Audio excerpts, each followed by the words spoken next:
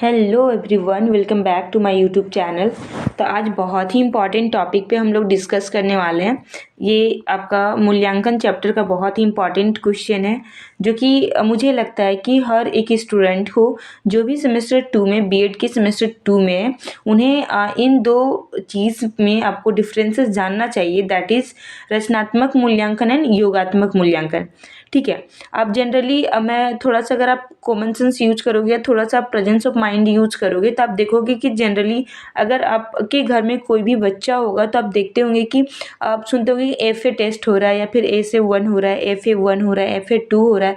तो F A क्या है? F A that mean formative assessment, that mean summative assessment. ठीक है। तो ये जानना बहुत ही इंपॉर्टेंट है कि रचनात्मक मूल्यांकन क्या होता है और योगात्मक मूल्यांकन क्या होता है, जिसे रचनात्मक मूल्यांकन को इंग्लिश में फॉर्मेटिव असेसमेंट बोलते हैं और योगात्मक मूल्यांकन को समेटिव असेसमेंट बोलते हैं।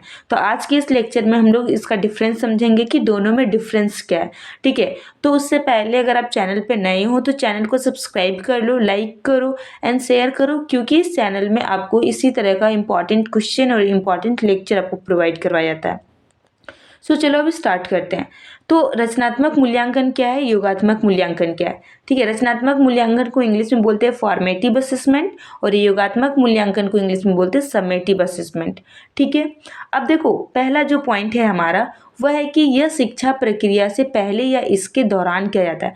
अब फॉर्मेटिव असेसमेंट मतलब समझो, आप देखते होंगे कि क्लास चल रहा होता है। ठीक है। क्लास चल रहा होता है, आप क्लास 45 मिनट का जो क्लास होता है उस ड्यूरिंग, अगर आप किसी चीज़ का गलती करते हो, किसी चीज़ में गलती करते हो और उसी बीच आपको क्या करता है टीचर, आप में क्या करता है, सुधार लाता है, आपको सुधारने के लिए कहता है। ठीक है। या फिर आपको आपका गलती बताता है।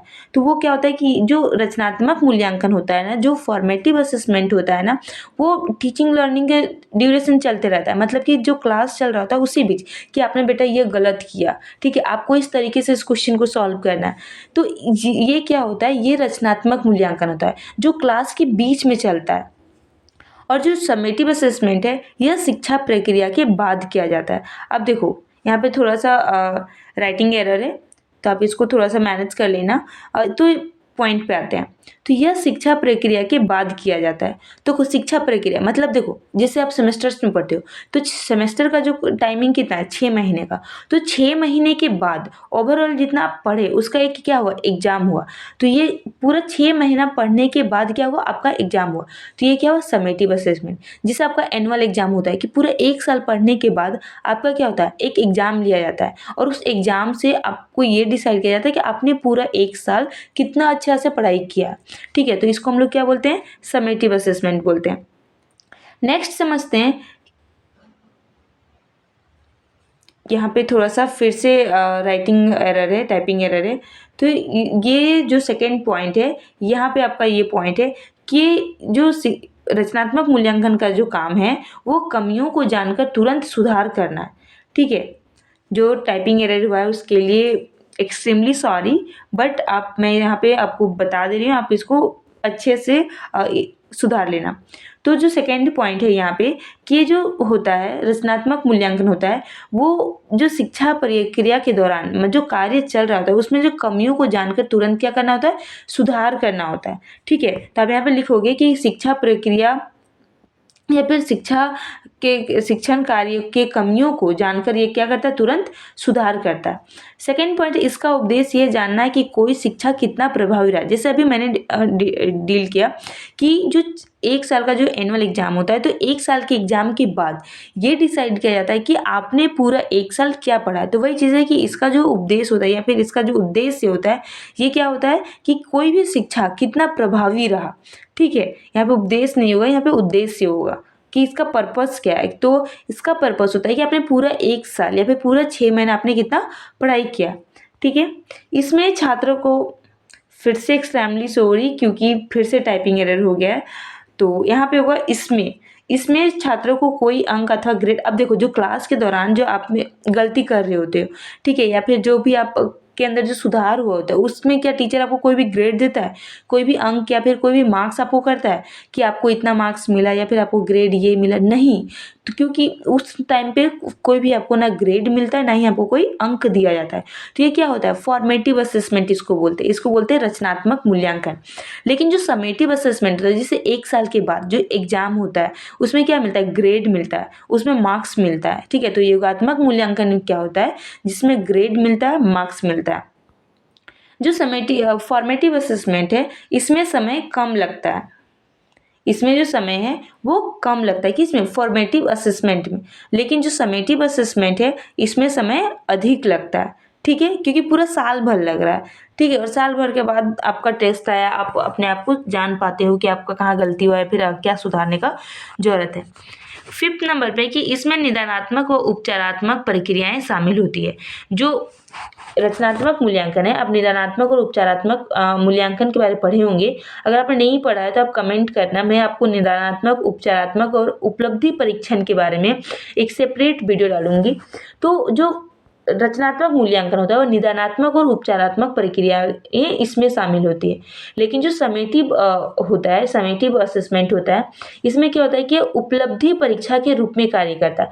मतलब देखो, अभी आप एक पॉइंट को समझो, आप पूरा पॉइंट लिख लो कोई, कि पूरा साल भर, मतलब कि आपने पूरा 1 ईयर कितना पढ़ाई किया है। ठीक है, तो जो आप अचीव किए हो उसका टेस्ट के रूप में कार्य करता है कि आपने 1 साल में कितना अचीव किया, कितना मार्क्स आपने स्कोर किया।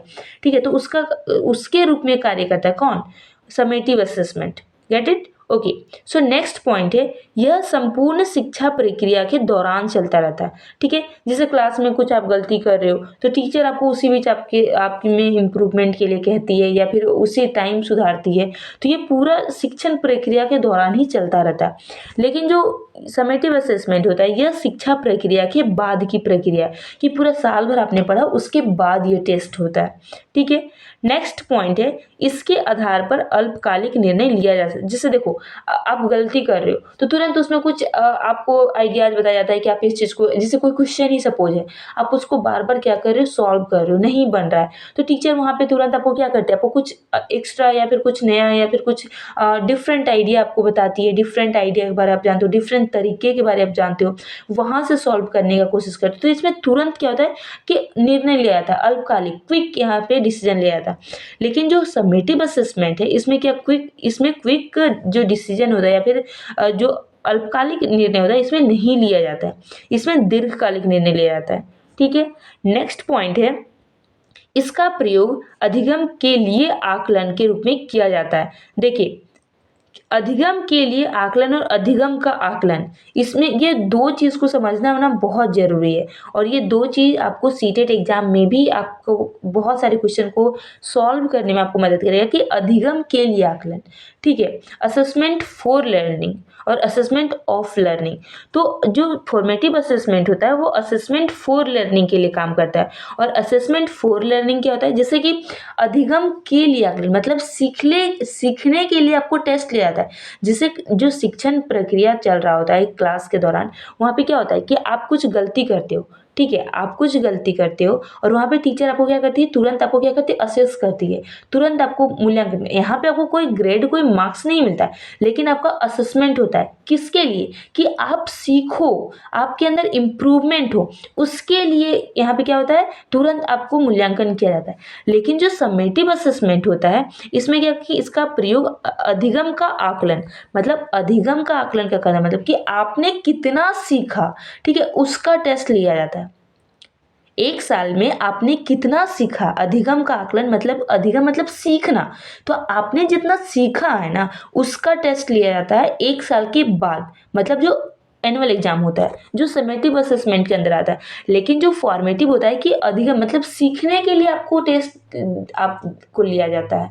ठीक है, सीखने के लिए आपका मूल्यांकन किया जाता है ताकि आप सीखो। लेकिन जो समेटिव होता है कि आप कितना सीखें, ठीक है, 1 साल में या 6 महीने में, जो भी आपका कोर्स ड्यूरेशन है या फिर जो आपका ईयर ड्यूरेशन है, ठीक है, तो कि आपने 1 साल में 6 महीने में आपने कितना सीखा उसका एग्जाम लिया जाता है। ठीक है, उसका टेस्ट किया जाता है, उसका आकलन किया जाता है।